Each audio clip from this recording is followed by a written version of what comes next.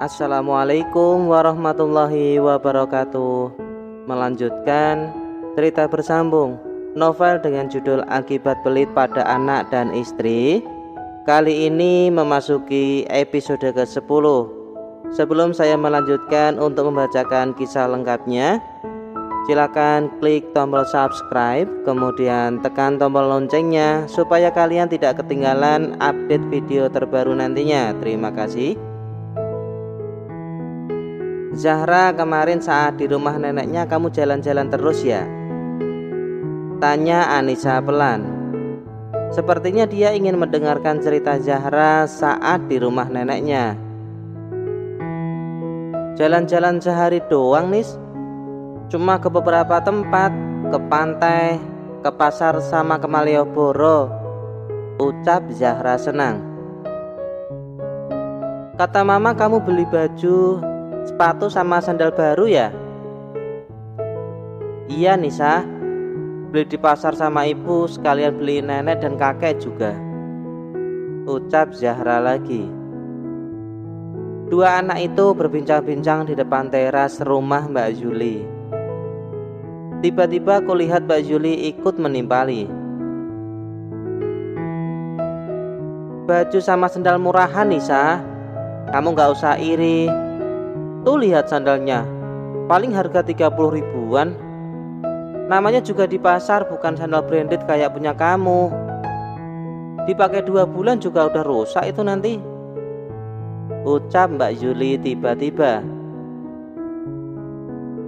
Aku masih di samping rumah Mbak Juli, tepatnya di counter Mas Adit. Saat ku dengar Mbak Juli tiba-tiba nimbrung obrolan dua bocah itu. Suaranya cukup keras hingga aku bisa mendengarnya. Apalagi tempat mereka mengobrol memang hanya berjarak 6 meteran saja dari counter Mas Adit.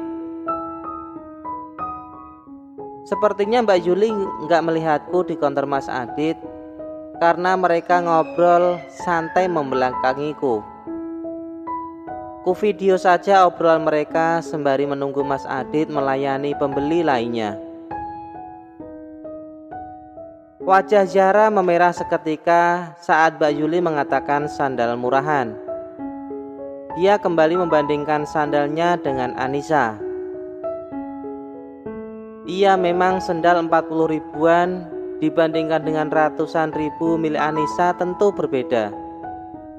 Tapi setidaknya aku bisa beli sendiri, bukan meminta duit orang lain. Harusnya kamu minta yang mahal Zahra, biar awet daripada nanti rusak lagi, ucap Anissa menirukan ucapan mamanya. Mana ada duit buat beli mahal. Itu saja sudah bersyukur bisa beli daripada pakai sandal jepit 10 ribuan terus, ucap Mbak Juli lagi. Zahra menangis sesenggukan lalu pergi ke dalam rumah disusul Anissa di belakangnya. Kasihan ponakanmu loh Yul. Masa kamu ngomong begitu sama dia? Ucap Mbak Anggit, tetangga Mbak Juli yang baru saja datang ikut ngobrol santai di teras rumah bersama dua ibu lainnya. Biarin aja lah. Lagian aku kesal sama ibunya yang sok paling pinter itu, ucap Mbak Juli lagi. Kesal sama ibunya kok dilampiaskan ke anaknya. Dia nggak tahu apa-apa soal perseteruan orang tuanya, timpal Bu Siti. Bener itu Yul, kasihan kan si Zahra sampai menangis begitu.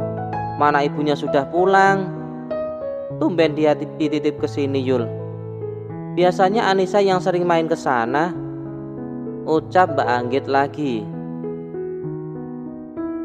Gak punya duit kali, habis buat mudik. Maklum juga akhir bulan, jadi numpang makan, balas Mbak Yuli santai.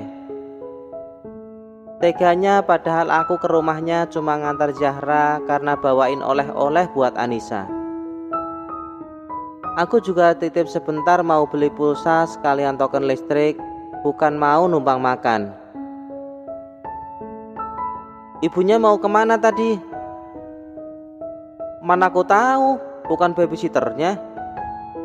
Balas Mbak Yuli lagi. Punya ipar super perhitungan kayak dia bisa darah tinggi aku. Sukanya ngerepotin tapi gak mau direpotin. Kok bisa sih Yul? Bukannya kamu sering minta duit sama Aris? Sengaja aku minta, hitung-hitung balas jasa. Daripada duitnya dipegang istrinya semua, yang ada aku gak bakal dapat apa-apa.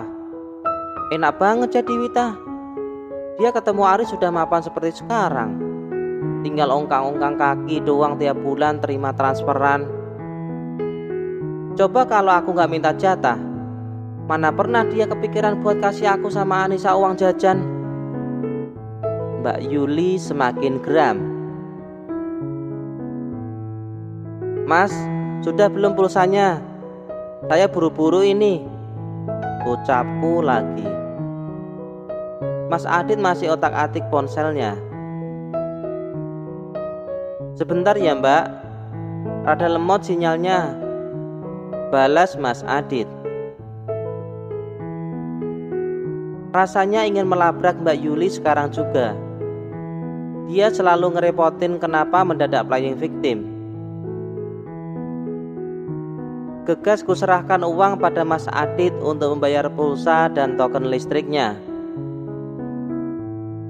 Tadi pagi sudah untung Aris beliin dia gamis baru, malah dilempar gitu aja di atas meja.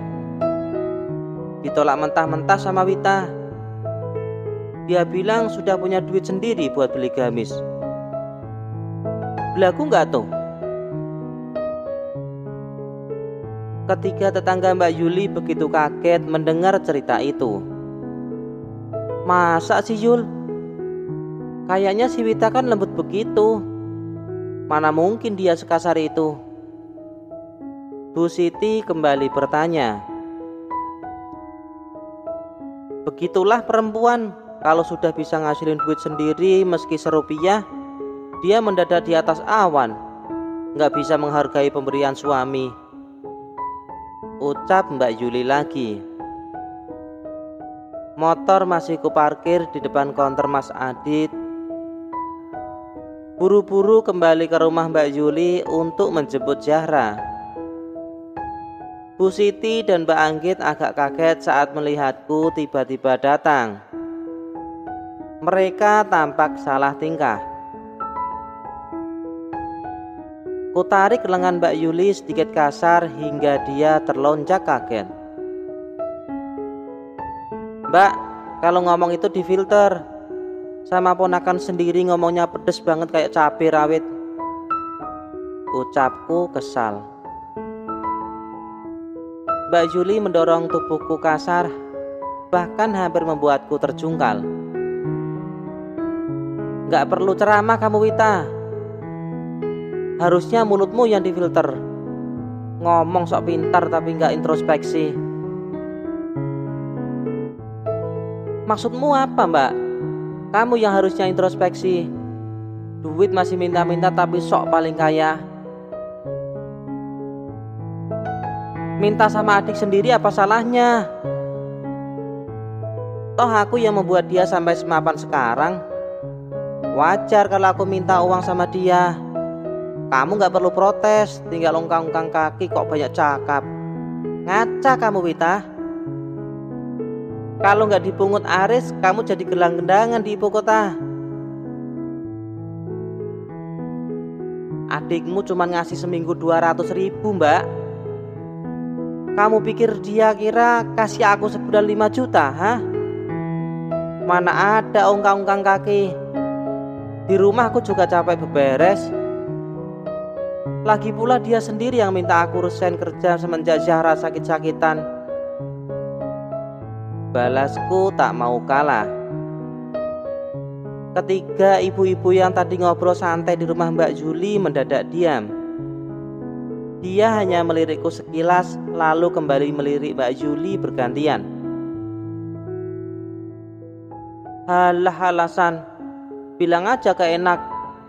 Kamu yang keenakan selalu bilang buat balas budi. Kasihan adik sendiri dijadikan mesin uang untuk mengenyangkan perut sendiri. Satu lagi ya mbak, aku kesini bukan buat numpang makan. Justru si Zahra tuh bawa oleh-oleh buat Anissa. Biasanya kamu kan yang numpang makan di rumahku, kok mendadak mau mutar balikan fakta? Kasihan Mas Danu punya istri kebanyakan drama kayak kamu. Kudorong balik bahunya hingga dia terbentur daun pintu. Kurang ajar kamu Wita. Belum selesai menampar wajahku, tangannya sudah aku tepis kasar hingga dia meringis kesakitan. Mulai berani kamu Wit, gak ada sopan-sopannya sama ipar sendiri, bentak Mbak Yuli lagi. Ipar gak ada akhlak ngapain dihormati, balasku santai. Zahra ayo pulang, capek istirahat dulu, besok kita piknik lagi, ucapku memanggil Zahra yang masih di dalam rumah bersama Anissa. Oleh-olehnya sudah dikasih Nisa? Tanyaku lagi. Zahra hanya mengangguk pelan, sudut matanya masih basah karena tangisnya tadi. Ucapan budemu jangan terlalu diambil hati ya Ra. Kamu tahu sendiri kan kalau budemu memang sering begitu. Maafin ya, mungkin lagi pusing gak punya duit. Ucapku sedikit keras sembari melirik Mbak Yuli dengan wajah geram. Bibirnya mengerucut kesal. Salim sama budemu, kita pulang sekarang, ucapku lagi. Zahra salim pada budenya lalu mengikutiku mengambil motor di konter Mas Adit. Tak kupedulikan ocehan Mbak Yuli yang kembali terdengar. Bodoh amat. Saat ini rekaman sikap zalim Mbak Yuli dan Mas Aris padaku dan Zahra sudah cukup untuk menjadi bukti. Aku akan menyusun cara untuk memberitahu ibu, berharap ibu gak kaget dengan cerita-ceritaku tentang menantu kesayangannya itu. Nah itulah tadi akhir cerita di episode ke-10. Nantikan kisah selanjutnya, apa yang akan terjadi dengan Wita. Apakah Mbak Yuli akan mengadu lagi dengan Aris? Nantikan kisah selanjutnya di episode ke-11. Jangan lupa like, comment, dan subscribe. Terima kasih. Wassalamualaikum warahmatullahi wabarakatuh.